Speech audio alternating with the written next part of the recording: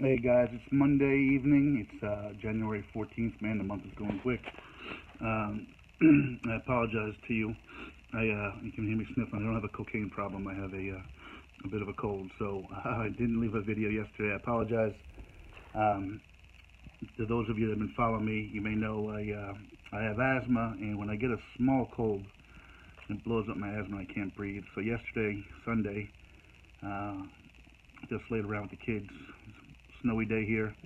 Watch some football. Watch the kids' beloved Eagles lose in a very heart-wrenching game. But nonetheless, the four best teams are probably still left in the playoffs, and away we go with that. So sorry I didn't give video yesterday. And tonight's is going to be pretty brief, actually. There are a few things I want to talk about. One was just a random thought, as I tend to have them, that came up just a short while ago. Two was piggybacking on some of the feedback that I got from my Saturday video, and that subject struck a nerve with quite a few people. Maybe not struck a nerve, but it's certainly something that's a point that people are passionate about and want to talk about. And thirdly was just to kind of give you guys an update on where I am, because the question I get frequently keeps coming up to how you doing with the book, and I'll update you on that because I'm pretty excited about that. So, first of all, the random thought. I don't know if anybody else has ever or has this frequently, often, if I'm the only one.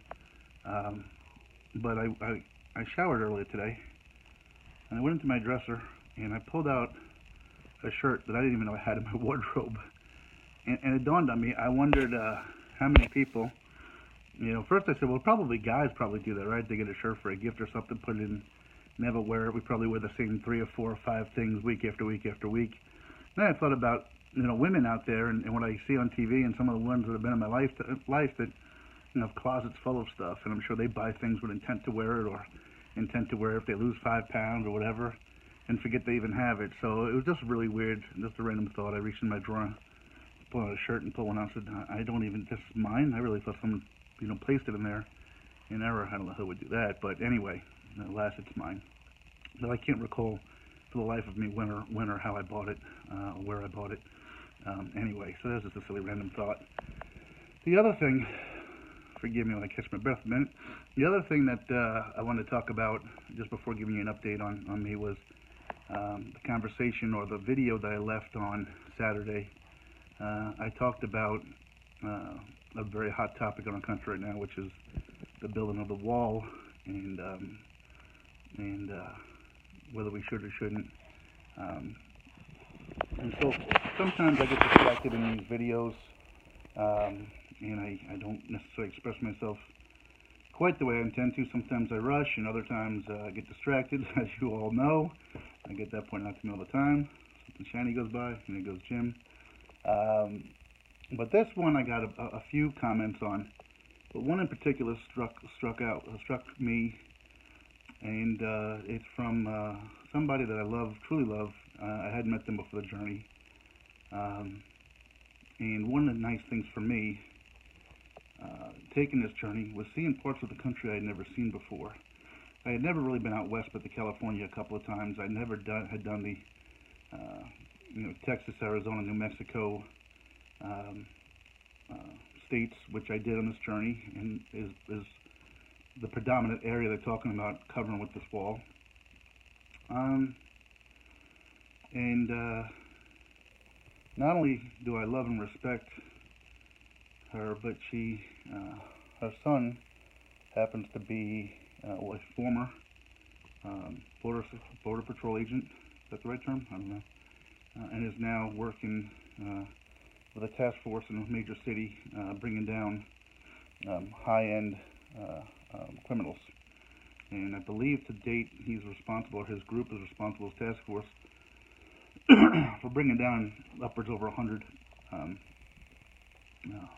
people, including a lot of members of I think it's the MS-13 gang, which is the Mexican gang that is prevalent in this country. So, along with her own passionate reply, she said, just to check myself, I reached out to my son and asked him, wall or no wall, and his answer was no, definitely a wall.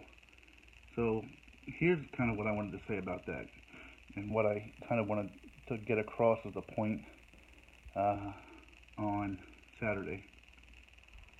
And this really may make me, I don't know how this makes me. I guess this is how I live my whole life in terms of, political thoughts. But the truth is, I honestly could care less if we build a wall. I shouldn't say could care less, but I don't have much skin in the fight whether we build a wall or don't build a wall. The point I wanted to try to get across was, before we just knee-jerk react and say build a wall, I think what would be great is if, and I actually think the Republican and Trump would have more support if he outlined a plan that said, we want to build a wall and here's our expectation. Reduce, not eliminate, because we're not going to be able to eliminate all of this stuff. Here's what future costs may be. We've had studies do this, we've had studies do that. I think what happens is right now, you've got Republicans having this knee-jerk reaction that we need to build a wall. I'm not knocking that. And you have this similar knee-jerk reaction coming from the Democrats saying it's inhumane or whatever it might be. I don't know. And again, to me personally, if we build a wall, my life isn't going to change. If we don't build a wall, my life isn't going to change. Honestly, it's not. The point I was trying to make, and I'm trying to make again tonight, is set an expectation. If the people that are, let's say there are practical people for building the wall, right? Let's just say out of the pros, it's 50-50. And the 50% of the practical people realize that there's going to be, it's not going to be elimination, it's going to be reduction, it's going to be whatever.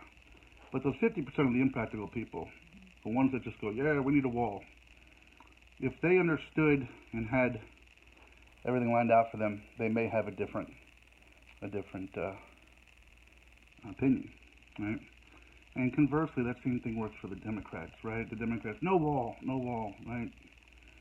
But maybe if they heard a plan that said, we anticipate the wall costing this much, we're hoping to reduce illegal immigration by this much,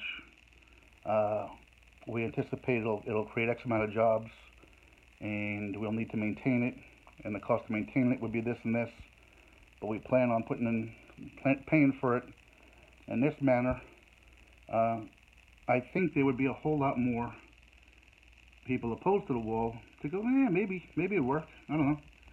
But none of that's happening.